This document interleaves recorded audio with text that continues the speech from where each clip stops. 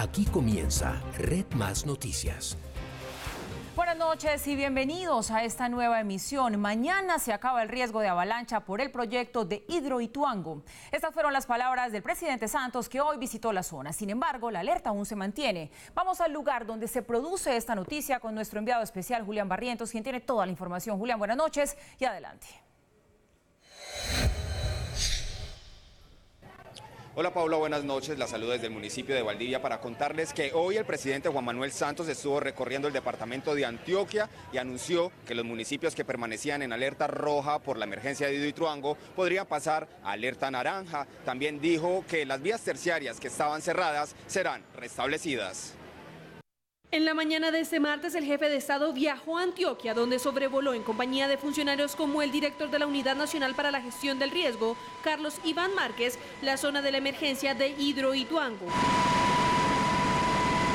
Tras participar en un balance en el puesto de mando unificado, el mandatario anunció que mañana podría culminarse el trabajo mínimo de altura para evitar un desbordamiento. A partir de mañana, cuando se llegue a los 410 metros, el riesgo de una avalancha entonces disminuye a el riesgo de una creciente. Esto implicaría también el cambio del nivel del riesgo en algunas zonas evacuadas.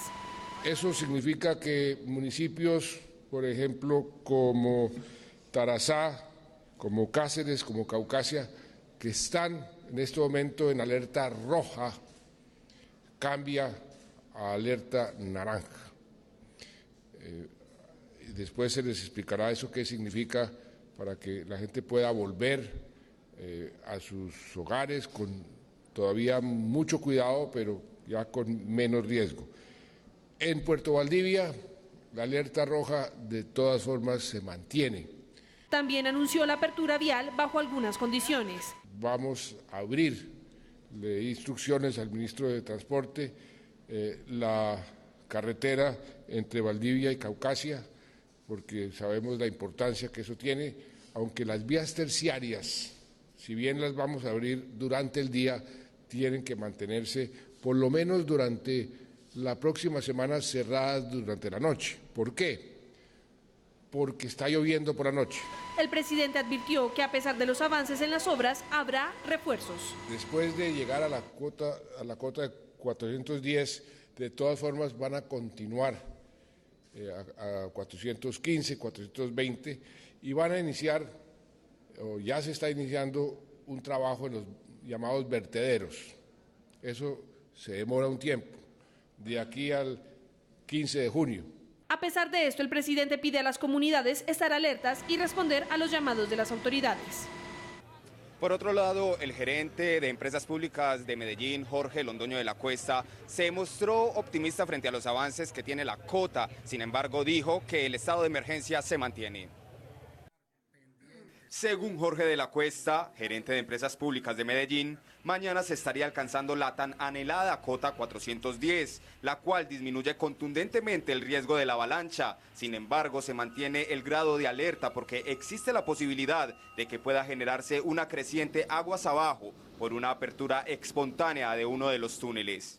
Mañana estaremos alcanzando la cota 410, que nos disminuye significativamente el riesgo de avalancha, porque era el riesgo de que el agua sobrepasara la presa y la derrumbara, pero queda todavía presente un riesgo de creciente.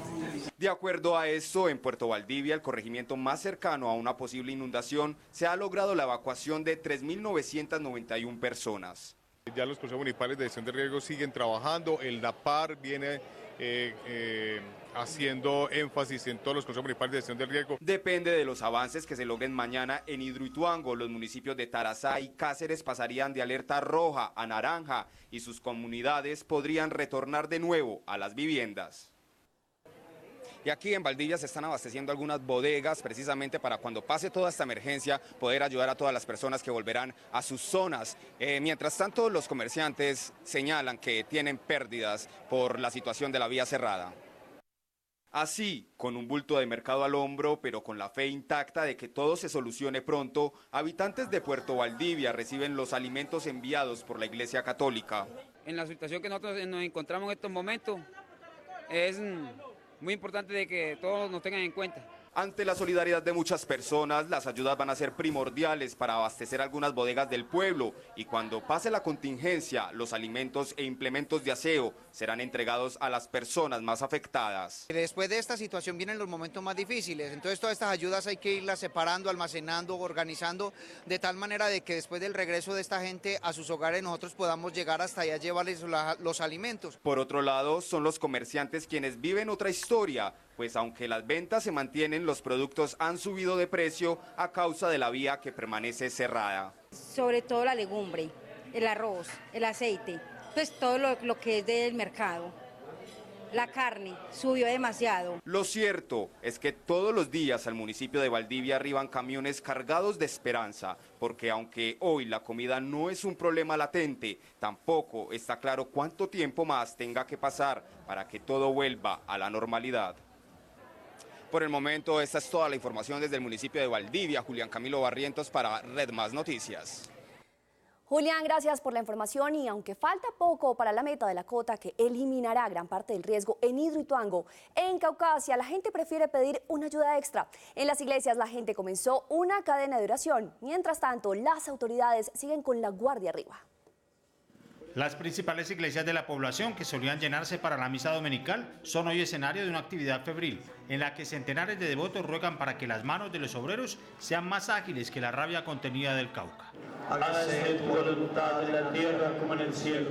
Los sacerdotes aseguran que solo la fe y la oración lograrán el milagro de que los héroes que rematan la presa puedan terminar pronto y devolverles el aliento a miles de personas. Hoy nos unimos todas las parroquias de Caucasia, todos los sacerdotes, y a las 5 de la tarde pues vamos a estar en oración. Los feligreses aseguran que las plegarias son por lado y lado. Primero, para que los obreros resistan, y segundo, para que, si por alguna circunstancia hay un desenlace inesperado, puedan salvaguardarse todos a tiempo. Para que aquí no pase nada, porque yo tengo familia que están allá en la orilla del río. Que el poder de la oración es maravilloso y es muy grande, y pues como cristianos tenemos el llamado de tener piedad por los demás. Las autoridades siguen monitoreando el río 24 horas todos los días, y aunque su semblante sereno no se fía. Los bomberos, por ejemplo, ya recibieron refuerzos de varios municipios antioqueños y están listos para una eventual evacuación. En este momento tengo acá 10 unidades de Marinilla y bomberos del Carmen de Viboral, también ha estado Río Negro. Mientras tanto, acá la vida pasa como si nada. Entre la resignación de los que creen que no vale la pena amargarse si llegan a perder todo porque son capaces de recomenzar de cero, y entre la inexplicable tranquilidad de otros que juran a pie juntillas que tendrán esa pizca de suerte para ganarle el partido al Cauca en el último minuto. Ante la emergencia en Hidroituango, en el Valle del Cauca también han tomado medidas preventivas para evitar que el caudal del río siga aumentando. Desde la represa de Salvajina, la más grande entre el Valle y Cauca, autoridades ambientales han disminuido la salida de agua para evitar que el río Cauca siga creciendo en su paso hacia Ituango. De los 55 a los 70 metros cúbicos por segundo que se descargan normalmente, hace 2 semanas solo se están sacando 25 metros cúbicos por segundo cada día. Tenemos el embalse con una acumulación, un volumen total de casi el 64% de volumen total, y esperamos hacer una retención mayor que nos permite almacenar el embalse para llegar a un 90-93% de su volumen total. La medida preventiva se mantendrá hasta la primera semana de junio, cuando se espera que llegue el verano y que la emergencia en Hidroituango también haya disminuido. La medida no ha generado problemas ambientales en el valle. No hay impactos mayores, no se han presentado desbordamientos en la planicie inundable del río Cauca, en el Valle del Cauca. Esperamos sostener esta situación. La Salvajina hasta ahora no ha presentado ninguna emergencia por la acumulación de agua. Nicolás Maduro declaró persona no grata al encargado de negocios de Estados Unidos en Caracas y le dio 48 horas para que abandone el país. Washington anunció represalias contra Venezuela. Las relaciones entre Venezuela y Estados Unidos se ponen cada vez más tensas, después de que el presidente Donald Trump firmara una orden ejecutiva para imponer más sanciones en contra del régimen chavista en protesta por los comicios del 20 de mayo. El reelecto presidente Nicolás Maduro respondió así: he declarado persona no grata y anuncio su retiro en 48 horas del encargado de negocios de Estados Unidos de Norteamérica, el señor Todd Robinson, y del jefe de la sección política, el señor Brian Naranjo. Todd Robinson adelantaba gestiones para lograr la libertad del ciudadano Joshua Holt, detenido por las autoridades chavistas en el helicoide, mientras que Brian Naranjo es el ministro consejero de la sede diplomática estadounidense en Caracas. Yo voy a decir que esto es mi primera visita, pero no será la última visita. Horas antes, la Cancillería venezolana emitió este comunicado en el que expresó su rechazo a las medidas impuestas por Donald Trump que impiden vender deuda y activos públicos venezolanos en territorio norteamericano. Yo repudio todas las sanciones que se pretenden contra la República Bolivariana de Venezuela porque le hacen daño, generan sufrimiento al pueblo de Venezuela. Maduro tomó estas decisiones en un acto ante el Consejo Nacional Electoral en el que fue proclamado como presidente para el periodo 2019-2025. En estas elecciones se anticipó el cierre de la frontera con Venezuela, que a diferencia de límites con otros países, comenzará a partir de la medianoche de este miércoles. Así lo explicó Migración Colombia, quien aclaró que a diferencia de otros puntos con Ecuador y Brasil, el cierre de la frontera con Venezuela comenzará anticipadamente para garantizar la tranquilidad en los comicios presidenciales. Recordemos, jueves, viernes, sábado y domingo va a estar cerrada la frontera con Venezuela, los 7 puntos. El director de Migración Colombia explicó que ni siquiera los menores de edad podrán cruzar bajo la excusa de las clases. No lo podrán efectuar considerando que este no es un caso considerado como humanitario. El director de Migración Colombia realizó hoy el proceso de verificación fronteriza en el puente Rumichaca en los límites con Ecuador. El candidato Germán Vargas Lleras, en entrevista con la Alianza de Red Más Noticias y Caracol Radio, afirmó que Gustavo Petro está convocando a los ciudadanos para que salgan a la calle este domingo. Advirtió Vargas Lleras que esto puede terminar en una sonada. El domingo pasado, el candidato Gustavo Petro anunció irregularidades en el software electoral, pero también convocó a la ciudadanía que rechazaran estos actos en plaza pública. Que el pueblo no abandona las plazas públicas de Colombia hasta que se cuente uno a uno todos los. A lo que el candidato Germán Vargas Lleras se pronunció hoy en Alianza Caracol Red Más Noticias sobre el cuidado de estas afirmaciones del candidato Petro. Veo que Petro se está anticipando, convocando a la gente a la calle. Eso puede terminar en una sonada, ojalá se expida un decreto que refuerce las prohibiciones que ya hoy existen. Las normas de decretos, incluso antiguos pero no derogados, establecen que las organizaciones políticas no podrán realizar ni convocar marchas, desfiles o manifestaciones de carácter político en los lugares públicos 6 días antes de las elecciones. A partir del lunes 21 de mayo de 2018 hasta el lunes 28 de mayo de 2018 en la primera vuelta, y en la segunda vuelta, si hubiera lugar a ella, a partir del lunes 11 de junio y hasta el lunes 18 de junio de 2018. Solo podrán efectuarse reuniones de carácter político en recintos cerrados. La Superintendencia de Industria y Comercio denunció la existencia del cartel de los refrigerios que se conformó entre quienes preparan raciones alimenticias para las Fuerzas Armadas. 7 empresas privadas y 11 personas son investigadas por ponerse de acuerdo para elevar los precios. La superintendencia formuló pliego de cargos contra 7 empresas y 11 personas por cartelización en contrataciones con las fuerzas militares. Encaminada a repartirse los contratos y alterar o manipular los precios de las raciones alimenticias contratadas por la Agencia Logística de las Fuerzas Militares. El cartel que la superintendencia denominó de los refrigerios está conformado por privados y la entidad descartó la participación de militares o de la bolsa mercantil, donde se hicieron transacciones. No es un caso de corrupción pública, sino un caso más triste, pero un caso más de corrupción del sector privado. Entre 2011 y 2018 se presentaron por lo menos 10 procesos de selección para elegir proveedores de raciones alimenticias. Esos contratos costaron más de 47.000 millones de pesos. Habrían alterado o adulterado los valores de dichas raciones con precios artificialmente altos. Los sobrecostos podían ser del 50% del valor de los productos, entre los cuales se encuentran ajiaco, tamal, arroz, garbanzo e insumos de panadería, entre otros. Ante la comisión de acusación pedirán que sean investigados los magistrados de la JEP que ordenaron la suspensión de la extradición de Jesús Santrich.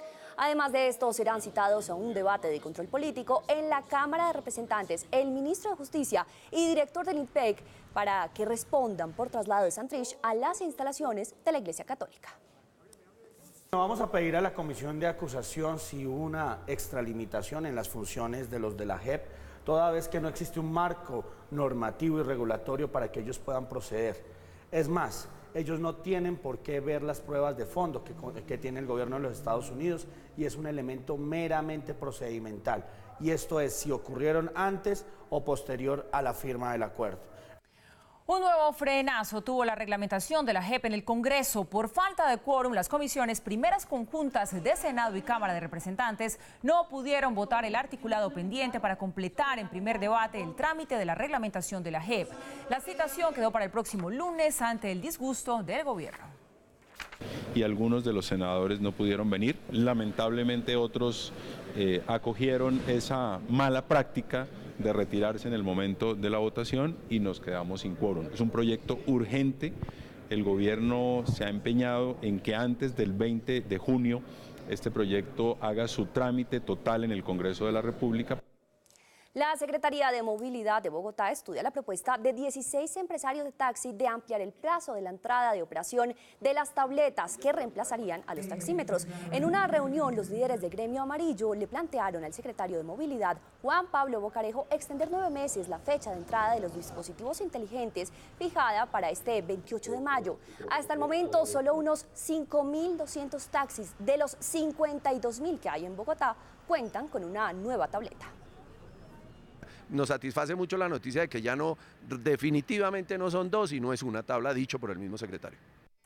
La Comisión de Regulación de Comunicaciones confirma nuevamente la decisión a favor de Comcel en el conflicto con ETV. Por orden del Consejo de Estado, la Comisión de Regulación de Comunicaciones confirmó que Comcel tenía razón en el proceso con la ETV por el pago de cargos de acceso para llamadas internacionales. Esta decisión de la CRC ratifica la vigencia de la normatividad que regulaba las tarifas que los operadores locales como la ETV debían pagar a los operadores de telefonía móvil por el uso de su red. Redman Noticias, recordamos, hace parte de la oferta de servicios de América Móvil en Colombia. Bien, llegamos así al final de esta emisión. Sigan en nuestra programación, que ya viene nuestra entrevista en profundidad en alianza con Hora 20 con La Silla Vacía. El invitado de hoy es el candidato Iván Duque. Buenas noches.